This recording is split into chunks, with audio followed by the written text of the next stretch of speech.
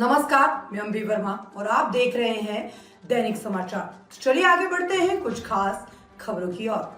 प्रधानमंत्री नरेंद्र मोदी शनिवार को नई दिल्ली के भारत मंडपम में नीति आयोग की 10वीं गवर्निंग काउंसिल की बैठक की अध्यक्षता कर रहे थे। पीएम ने कहा, हमें टीम इंडिया की तरह काम करना होगा। विकसित भारत हर भारतीय का लक्ष्य है। जब हर राज्य विकसित होगा तो भारत विकसित होगा। इस बैठक में सभी राज्यों और केंद्र शासित प्रदेशों के मुख्यमंत्री और उप राज्यपाल, केंद्रीय मंत्री और नीति आयोग के उपाध्यक्ष, सदस्य और सीईओ शामिल हुए। नीति आयोग के स्टेटमेंट के मुताबिक इस साल बैठक की थीम विकसित भारत के लिए विकसित राज्य है। बैठक में भारत को 2047 तक विकसित भारत बनाने के लिए राज्यों की भूमिका पर जोर दिया जाएगा। केंद्र और राज्य सरकारों के बीच बेहतर समन्वय को लेकर भी चर्चा होगी। केंद्र सरकार ने राज्यों और केंद्र शासित प्रदेशों को देश के सामने मौजूदा विकास से जुड़ी चुनौतियों के बारे में बताया। इसके अलावा भारत को एक विकसित राष्ट्र बनाने के लिए राज्य किस तरह आधारशिला बन सकते हैं, ये भी बताया गया। बैठक में उद्यमिता, कौशल और देश भर में स्थायी रोजगार के अवसर बढ़ाने के उपयोग पर भी चर्चा की गई। ग्लोबल स्टैंडर्ड्स के अनुसार हर मुख्यमंत्री को अपने राज्य में कम से कम एक टूरिस्ट प्लेस विकसित करना चाहिए। भारत में तेजी से शहरीकरण हो रहा है। हमें भविष्य के लिए तैयार शहरों की दिशा में काम करना चाहिए। Development, modernisation